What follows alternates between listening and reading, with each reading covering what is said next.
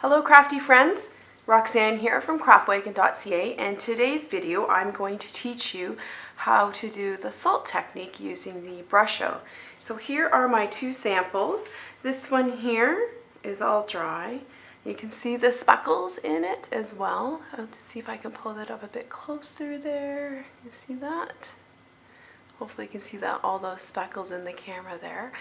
And so I'm going to show you how to do the salt technique, and then I will feature two cards to show you those techniques in use. So there we go.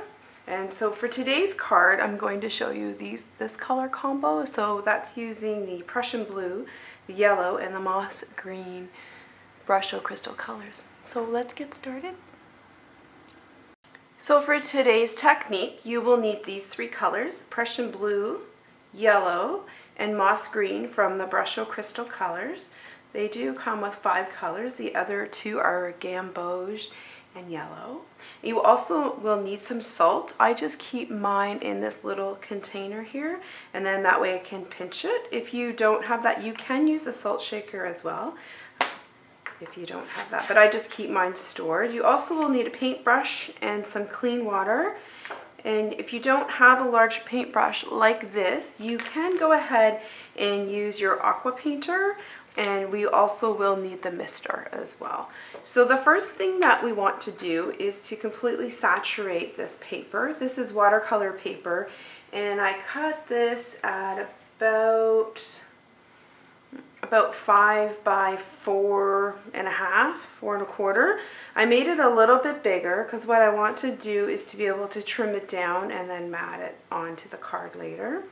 So as you can see, hopefully in the camera, the paper is quite shiny, and that's the look you're going for. That means the paper is quite wet. So once that is all wet, and I do have a paper towel to blot off, put that to the side. The first thing you want to do is to sprinkle your colors on. And you can try to control where you want the blue and the green to go, or you can just be very random about it. So I'm actually going to leave the pegs, the tacks off for now. And this is the moss green. And as you can see, where the color is and where the water is, it's dancing around and moving and starting to blend in. So you can see in here, it's starting to blend a little bit. It looks kind of like a little bit like a fireworks right now.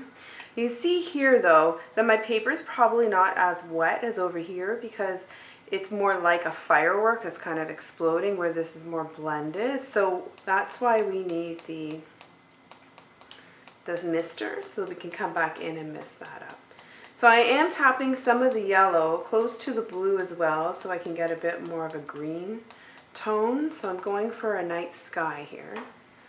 And then the best tip for this is to start with your mister near the top, up high, so close to you, and then if you want, you can get a bit closer as well. So it will start to. So now you can see where I've spritzed it. Now it's starting to blend a little bit better. And I'm using Curl Plast. You can use a plastic clipboard, a lid, anything you like. If you have one of these cutting boards, you can use that. I just use this to hopefully protect my surface a little bit there. So now it's really, really, really wet. And I'm kind of looking at it, and I've got quite a bit of some light spots here. So I'm going to come back in with the Prussian blue again, because I want this to be a bit darker.